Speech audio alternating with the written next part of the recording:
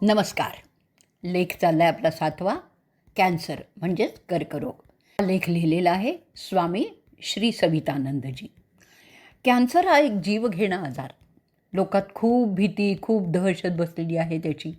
या संदर्भात उपाय सांगण्यापूर्वी ही भीती दूर करण्यासाठी थोडासा हा हितोपदेश.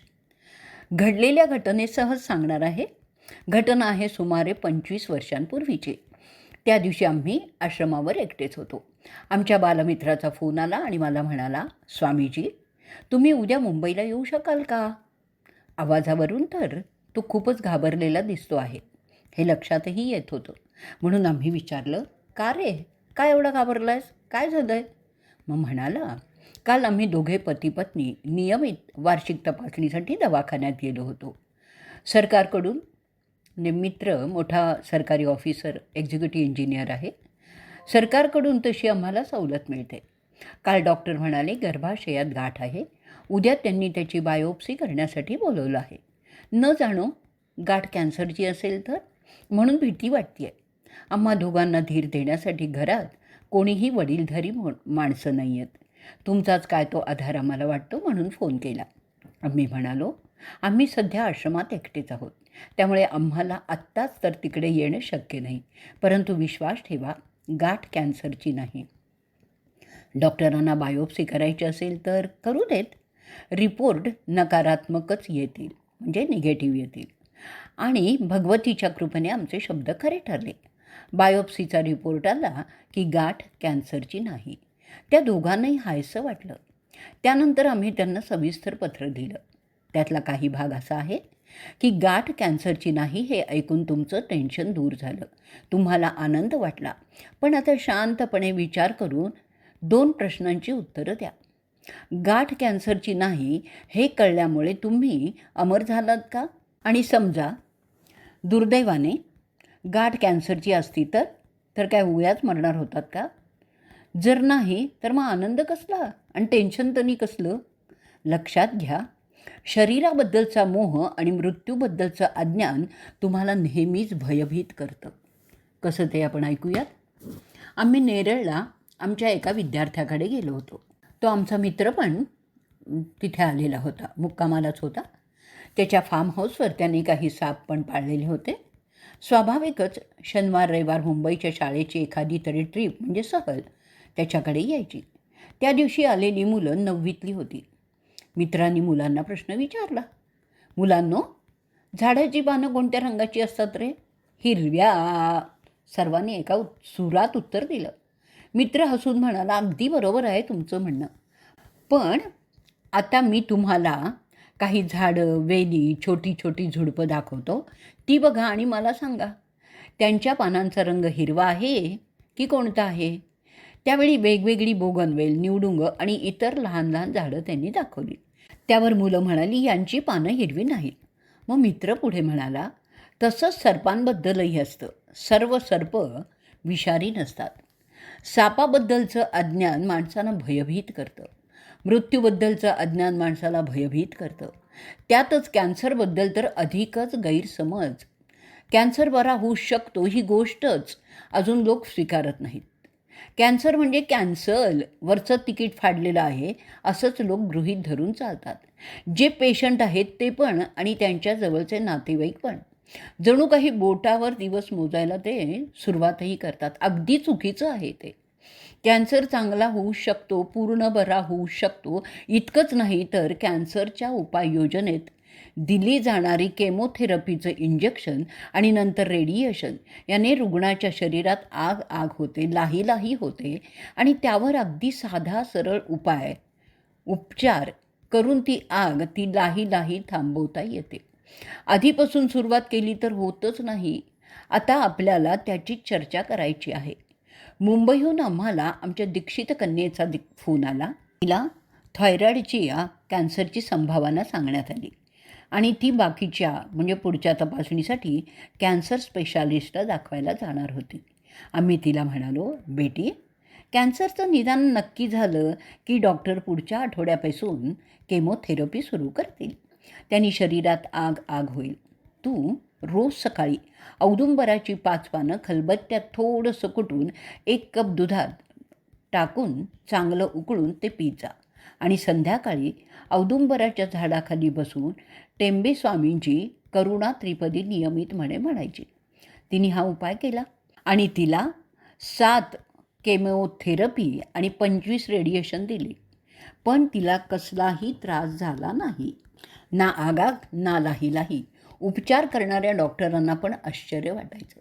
याच काळात नागपूरला एका भगिनीला पण गर्भाशयाचा कॅन्सर झाल्याचं निदान झालं. गर्भाशयात मोठी गाठ होती, ती काढली, ऑपरेशन झालं, पण नंतर केमोथेरपी सुरू झाली. तिला पण वरच्या उपायाने यत्किंचितही म्हणजे काहीही त्रास झाला नाही. केमोथेरपीसाठी हॉस्पिटलमध्ये पेशंट एकत्र यायचे. त्यावेळी या भगिनीबरोबर ज्या अन्य महिला येत होत्या त्या त्यांचे अनुभव सांगायच्या.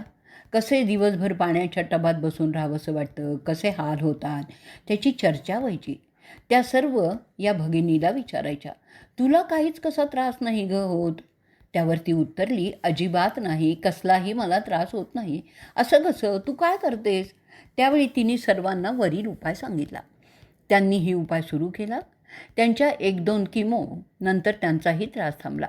स्वाभाविकच ही गोष्ट डॉक्टरांच्या कानावर गेली. त्यांनी सर्व पेशंटला त्यांचे अनुभव विचारले. सगळ्यांनी एकमुखाने सांगितलं की आम्हाला कसलाच काहीच त्रास होत नाही. ते ऐकून त्या मुख्य डॉक्टरांनी कॅन्सर हॉस्पिटलमध्ये काम करणाऱ्या त्यांच्या सहकाऱ्यांची बैठक बोलावली. त्यावर चर्चा केली. आता आपण स्वतःच इतर पेशंटना हा उपाय सांगू, त्यांचं रेकॉर्ड ठेवू, त्यावर संशोधन करू, अभ्यास करू, अध्ययन करून खात्रीशीर निष्कर्ष काढून मग सायन्स पेपरमध्ये प्रकाशित करू. आणि नागपूरच्या कॅन्सर हॉस्पिटलमध्ये त्यावर संशोधन सुरू पण झालेलं आहे. आम्हाला मुंबईहून आमचे दीक्षित साधक श्री अविनाश काळेंचा फोन आला. त्यांच्या परिचयाच्या एका मध्यमवर्गीय गृहस्थाला ब्लड कॅन्सर झालेला आहे. एवढा खर्चिक आणि महागडा उपाय करण्यासाठी आर्थिक परिस्थिती नाही. त्याला काही दैवी उपाय सांगता येईल का? त्यावर आम्ही म्हणालो, त्यांना नियमाने चंडीपाठातील म्हणजे श्री दुर्गा सप्तशती यातला 8वा अध्याय रक्तबीजाचा वाचायला सांगा. आणि 3 महिन्यात भगवतीच्या कृपेने आश्चर्य घडलं. त्याच्या ब्लड कॅन्सरच्या रिपोर्टमध्ये चांगली सुधारणा झाली. त्यांनी आनंदाने आपला हा अनुभव व्हॉट्सअप ग्रुपवर टाकला. तो एका ग्रुपमधून दुसऱ्याकडे, तिथून तिसऱ्याकडे जात थेट अमेरिकेच्या एका महाराष्ट्रीयन बाईंना मिळाला. त्या स्वतःच ब्लड कॅन्सरच्या पेशंट. पण त्यांनी हा प्रयोग सुरू केला आणि 3 महिन्यांनी आश्रमाचा दीक्षित साधक जो व्यवसायाने वैद्य आहेत, योगेश जिरांग कलगलीकर, याला त्या बाईंचा फोन आला आणि तिने सांगितलं की माझा पण ब्लड कॅन्सर बरा होत आहे. योगेशला हे ऐकून आश्चर्य वाटलं. त्यांनी विचारलं, तुम्ही मला का फोन केलात? त्यावर ती बाई म्हणाली, मुंबईच्या कोणी स्वामीजींनी हा उपाय सांगितला. व्हॉट्सॲप ग्रुपवर फिरत म्हणजे व्हायरल होत माझ्याकडे आला. मला फायदा झाला. आता हे मी कळवू कोणाला आणि कसं? कारण माझ्याजवळ त्या मुंबईच्या माणसाची किंवा त्या स्वामीजींचा काही फोन नंबर नाही आहे. मी मूळची सांगली जिल्ह्यातील, तिथे माझे नातेवाईक राहतात. त्यांच्या संपर्कातून मला तुमचा नंबर कळला आणि हेही कळलं की तुम्ही स्वामींचे दीक्षित साधक आहात, म्हणून मी तुमच्याशी संपर्क केला. या घटनेनंतर 3-4 महिन्यांनी योगेशला याहूनही मोठा आश्चर्याचा धक्का बसला. मिरजेच्या नामांकित orthopaedic surgeon doctor Vidisha Kulkarni यांच्याशी आम्ही स्वतः संपर्कात आहोत. सांगली मिरजेला आमचा कार्यक्रम असला की आम्ही अवश्य त्यांच्याकडे एक वेळच्या भोजनाला असतो. एकदा त्यांनी सत्संगाचं आयोजन केलं होतं. विषय होता मंत्राने रोगोपचार. त्यात आम्ही वरील 8व्या अध्यायाचा प्रयोग सांगितला. प्रवचनाला विदिशा ताईंची एक मैत्रीण उपस्थित होती. तिने ते लक्षपूर्वक ऐकलं होतं. त्यानंतर जवळजवळ 1-1.5 वर्षानंतर त्या बाईंनी विदिशाकडून योगेशचा मोबाईल नंबर घेतला, त्याला फोन केला आणि म्हणाली, योगेश, तुला आज मी एक विलक्षण चमत्कार सांगणार आहे. माझ्या परिचयाचा एक गरीब मल्याळी परिवार आहे. त्या माणसाचं वय सुमारे 55 ते 60च्या आसपास असेल.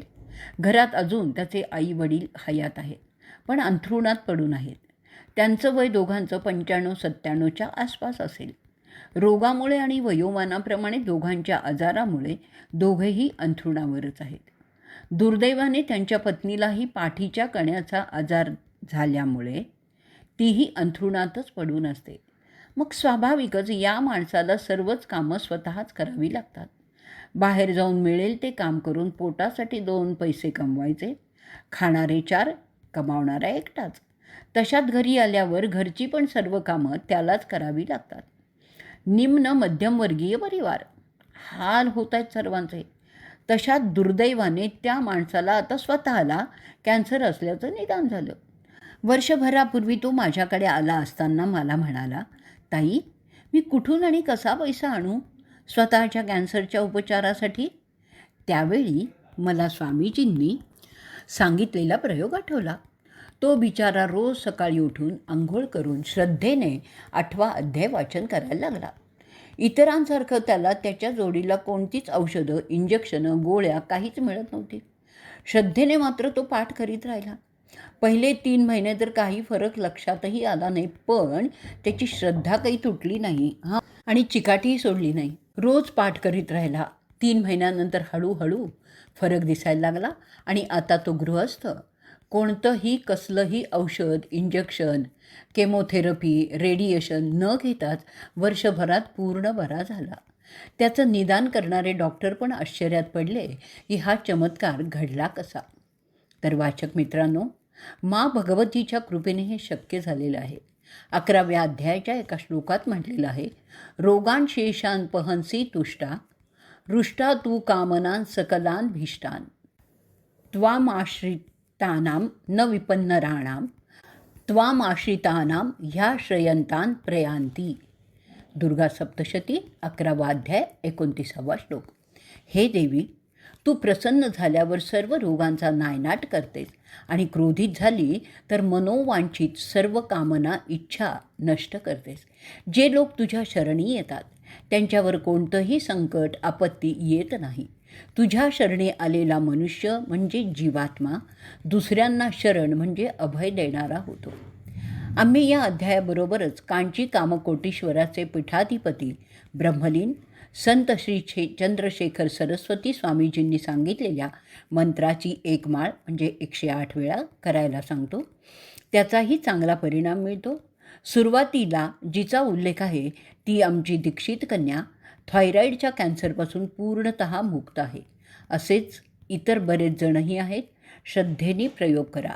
दृढता, निरंतरता ठेवूनच दीर्घकाळ करीत राहील तर परिणाम निश्चितच मिळतील असा आमचा दृढ विश्वास आहे. अस्मिन् परात्मन ननुपद्मकल्पे त्वमिथ्यमुत्था अपित पद्मयोनिः अनंत भूमा मम रोगराशिं निरुन्धी वातालय वास विष्णु.